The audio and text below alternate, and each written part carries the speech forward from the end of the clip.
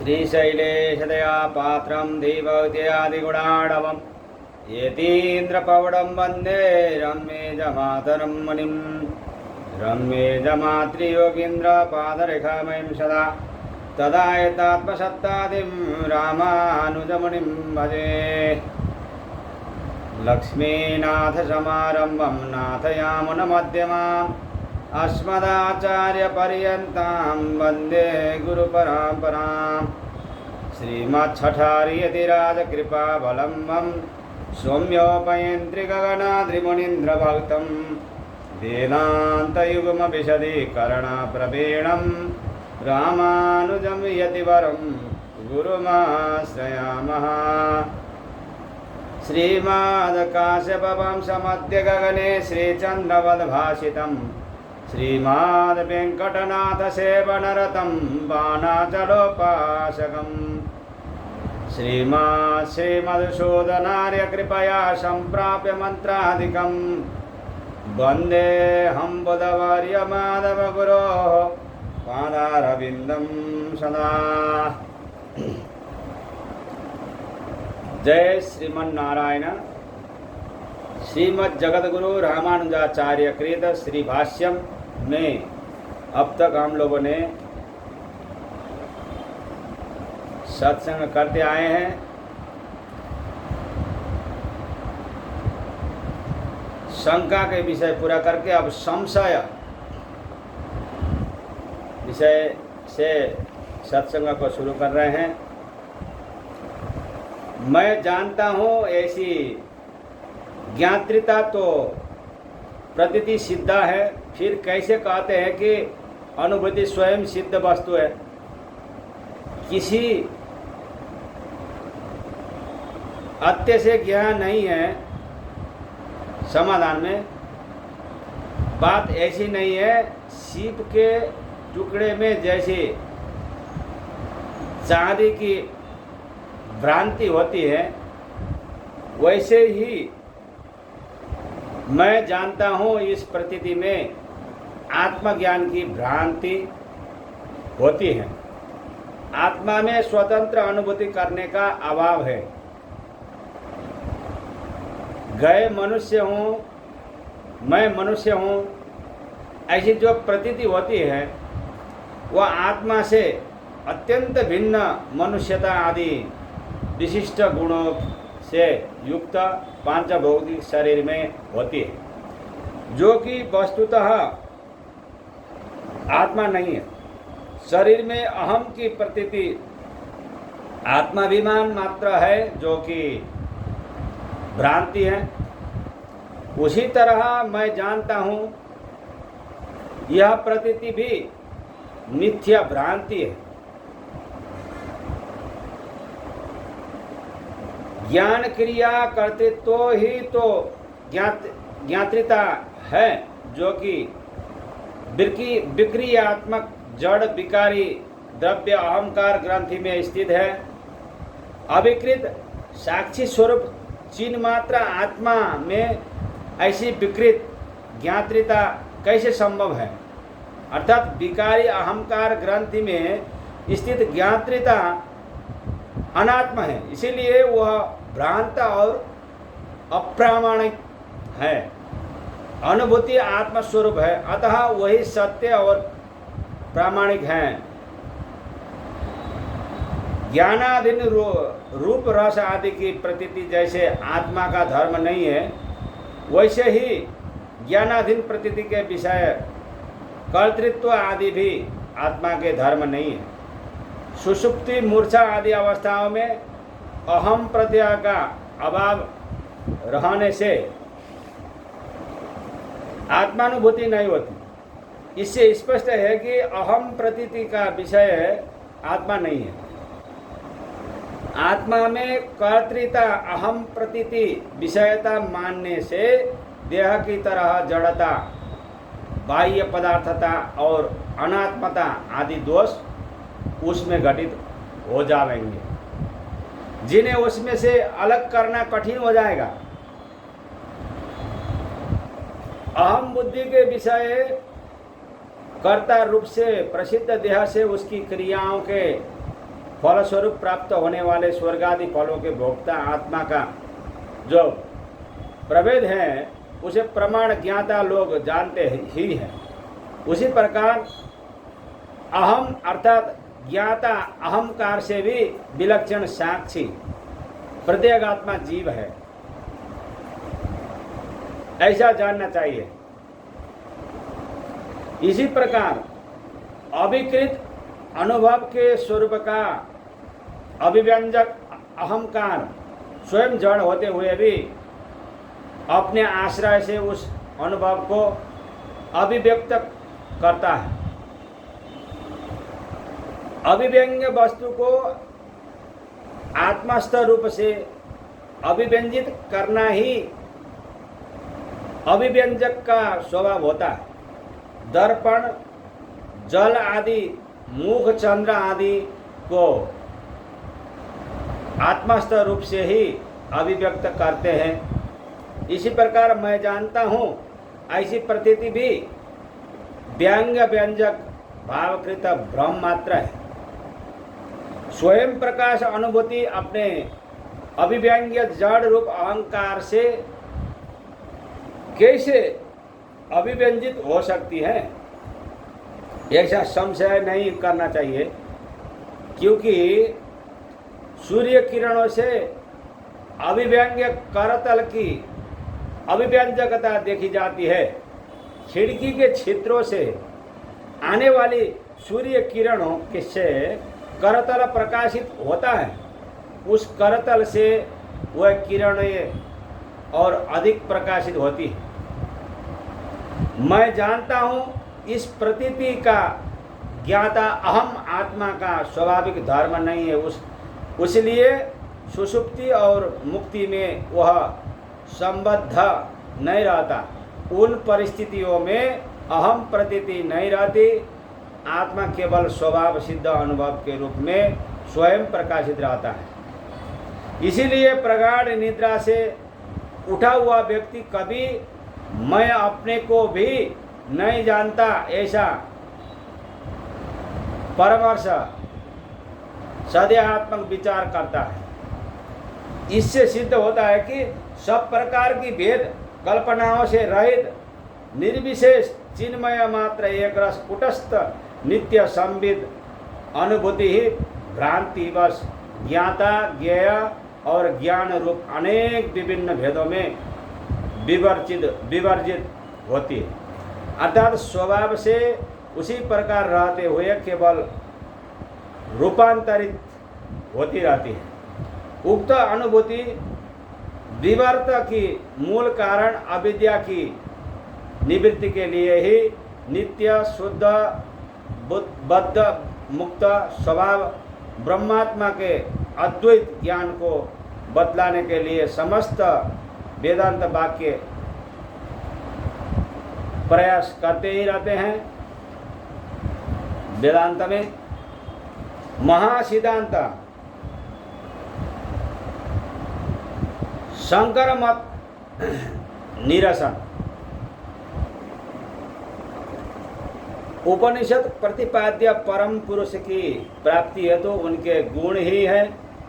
अनादि पाप वासना से दूषित खोखली बुद्धि वाले लोग ही उन्हें निर्गुण मानकर शास्त्र वचनों की सार रहित कुतर्कपूर्ण काल्पनिक व्याख्या करते हैं। उन्हें शास्त्र के प्रकृत पद वाक्य वाक्यार्थ तात्पर्य प्रत्यक्ष आदि प्रमाण और तज्जन्य ज्ञान के रूप और उनकी इति कर्तव्यता आदि का यथार्थ ज्ञान नहीं रहता।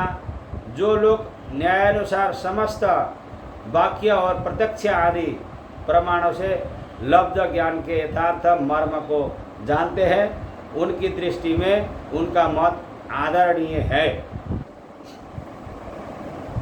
निर्विशेष वस्तु का प्रतिपादन करने वाले निर्विशेष की वस्तु सिद्धि में अमुक प्रमाण है ऐसा नहीं कह सकते, क्योंकि शास्त्र के समस्त प्रमाण सविशेष वस्तु परक ही है और जो उस निर्विशेष वस्तु को स्वानुभव सिद्ध ही अपने मत का परम परित सिद्धांत बतलाते हैं, वह भी आत्म प्रतीति सिद्ध सविशेष के अनुभव से निरस्त हो जाता है। मैंने इसे देखा है, ऐसे अनुभव में किसी विशेषण से विशिष्ट वस्तु की ही प्रतीति होती है, अर्थात अनुभव सगुण वस्तु पर ही आधारित रहता है।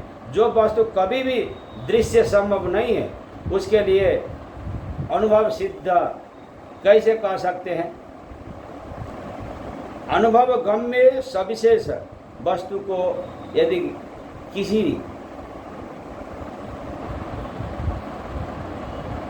त्रुटि युक्त से निर्विशेष सिद्ध किया जाए तो वैसा करने में भी अस्तित्वहीन उस वस्तु को अपने से विलक्षण स्वभाव विशेषित मानना पड़ेगा, और तब वह अस्तित्वहीन वस्तु अपने से विलक्षण स्वभाव विशेष से विशेषित होने पर स्वतः ही सविशेष सिद्ध हो जाएगी। वस्तु के किसी भी विशेषण से विशेषित होने पर उस वस्तु की अन्य विशेषताएं निरस्त हो जाती हैं। इसलिए किसी भी प्रकार निर्विशेष वस्तु की सिद्धि नहीं हो सकती, अर्थात वस्तु की सत्ता मानने पर उसमें कोई न कोई विशेषता तो स्वीकारनी ही पड़ेगी, अन्यथा उसकी सत्ता सिद्ध न हो सकेगी। सत्ता मानना है, उसे सविशेष स्वीकारना है।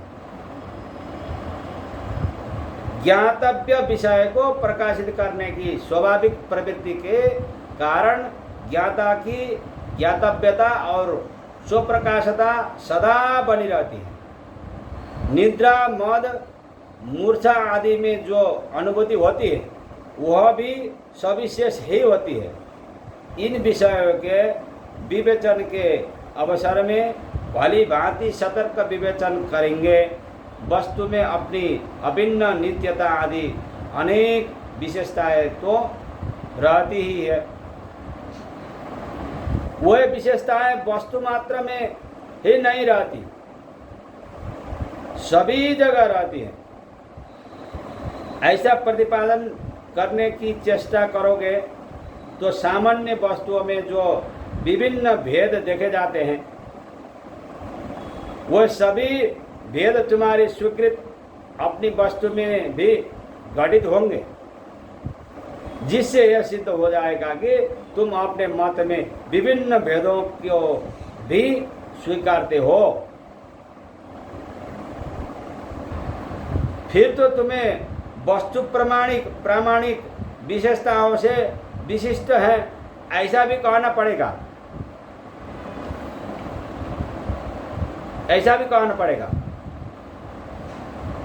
शब्द की विशेष रूप से सविशेष वस्तु के प्रतिपादन में ही अभिधा शक्ति होती है, अर्थात शब्द सविशेष वस्तु का ही बोध करा सकता है, क्योंकि वह पद और वाक्यों के रूप से ही वस्तु का वर्णन करता है। प्रकृति और प्रत्यय के योग से ही शब्द पद रूप प्राप्त करता है। प्रकृति और प्रत्यय में स्वाभाविक अर्थ भेद रहता है, जिससे पद की विशिष्ट अर्थ प्रतिपादकता अनिवार्य हो जाती है, अर्थात पद विशिष्ट का ही प्रतिपादन करता है ऐसा निश्चित हो जाता है, क्योंकि विशेषण और विशेष्य भाव में दोनों पदों का अर्थ भिन्न होता है। जैसे नील कमल, यहाँ कमल पद विशेष्य और नील पद विशेषण है। दोनों पद क्रमशः पुष्प और वर्ण विशेष के बोधक है। जलज पद में जल प्रकृति और ज प्रत्यय है। ये दोनों ही विभिन्न अर्थावबोधक है। दोनों प्रकृति के संहित रूप जलज पद का अर्थ जल से उत्पन्न होने वाला होता है। अर्थ भेद से ही पद भेद होता है तथा अनेक पदों का सम्मिलित रूप वाक्य होता है, जो कि अनेक पदों के अर्थों का बोध करता है। इससे सिद्ध होता है कि वाक्य भी विशेष अर्थावबोधक होता है उसमें निर्विशेष वस्तु के प्रतिपादन की क्षमता नहीं है। इसीलिए निर्विशेष वस्तु में शब्द प्रभाव नहीं है, यह निश्चित बात है। निर्विकल्पक सभी कल्पक भेद वाले प्रत्यक्ष की निर्विशेष वस्तु में प्रमाणता नहीं हो सकती। सभी कल्पक प्रतीत जाति आदि अनेक विशेषताओं से विशिष्ट विषय वाली होती है, इसलिए वह तो सविशेष विषयक ही है। निर्विकल्पक भी सविशेष विषयक ही है, क्योंकि सभी कल्पक प्रतीति में जात्यादि विशिष्ट विषयों की निर्विकल्पक प्रतीति की स्मृति होती है। किसी एक विशिष्ट विशेषता से रहित वस्तु संबंधी ज्ञान को निर्विकल्पक ज्ञान कहते हैं। समस्त सामान्य विशेषताओं से रहित को नहीं, समस्त सामान्य विशेषताओं से रहित वस्तु तो कभी उपलब्ध हो ही नहीं सकती। अमुक वस्तु ऐसी प्रतीति में किसी न किसी प्रकार की विशेषता से युक्त वस्तु की ही उपलब्धि होती है। शासना आदि चिन्ह विशेष के बिना वो पदार्थ की प्रतीति नहीं हो सकती। एक जातीय द्रव्य में सर्वप्रथम जो स्वरूप ज्ञान होता है वह निर्विकल्प तथा द्वितीय स्वरूप ज्ञान सविकल्पक होता है। प्रथम बार स्वरूप देखने पर गायक परिचायक समस्त चिन्हों की सहसा प्रतीति नहीं होती।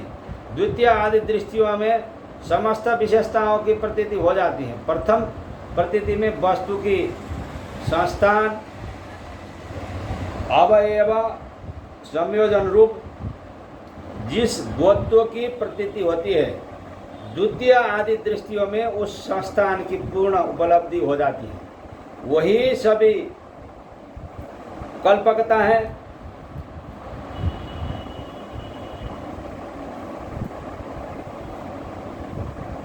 सासना लांगुल ककुद खुर विषाण आदि चिन्हों वाली गौ प्रथम दृष्टि में ही प्रतीति नहीं हो पाती। यही निर्विकल्पकता है। संस्थान आकृति की जाति आदि की प्रतीति न होने से निर्विकल्पकता होती हो, सो बात नहीं है। जात्यादि की प्रतीति भी इंद्रिय वेद्य ही होती है। आकृति प्रतीति के बिना आकृति विशेष की प्रतीति तो संभव है ही नहीं। प्रथम आकृति दर्शन में भी आकृति ही यह वस्तु ऐसी है, उस वस्तु विशेष की प्रतीति होती है। द्वितीय तृतीय आदि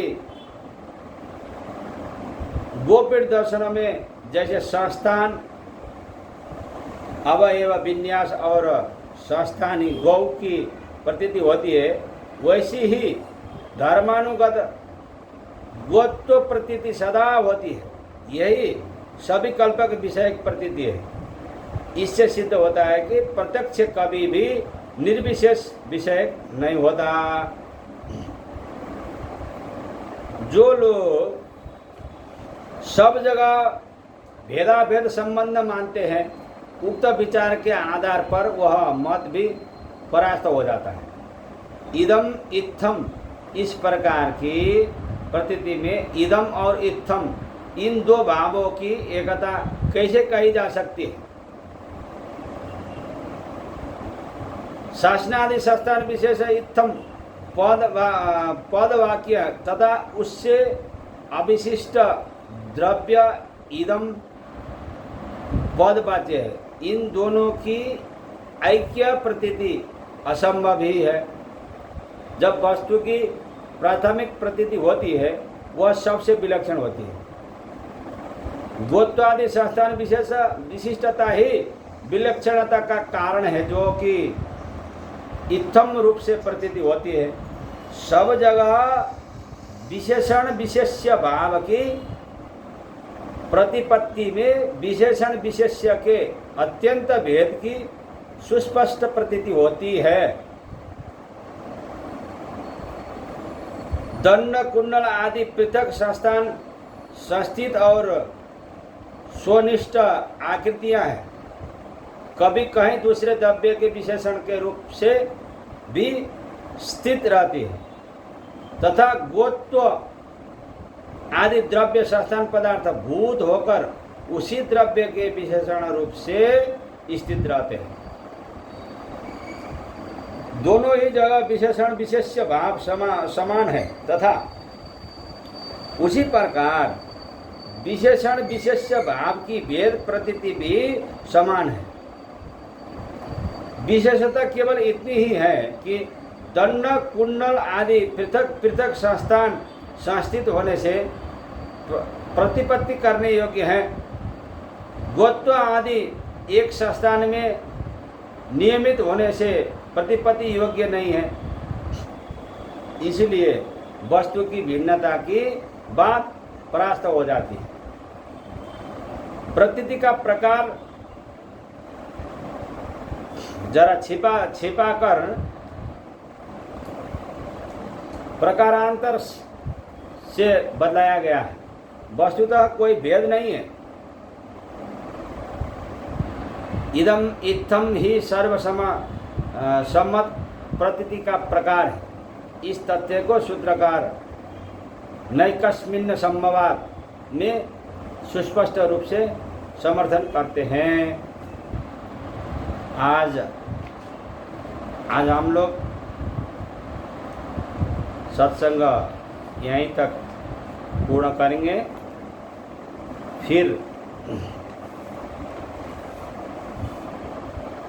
बाकी सत्संग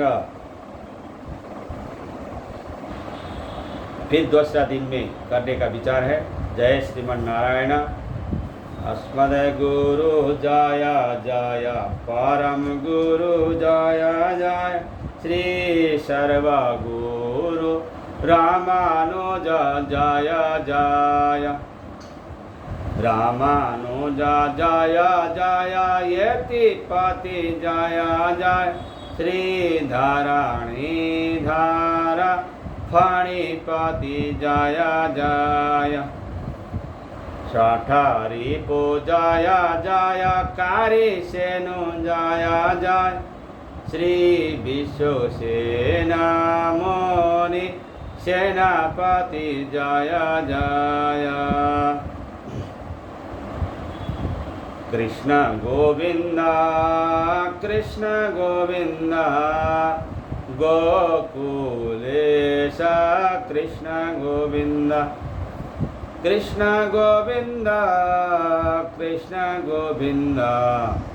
वंशीधर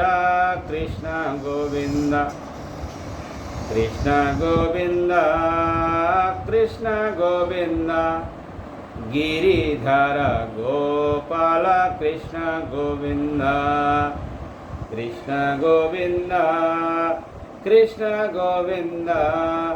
श्रीमन्नारायण कृष्ण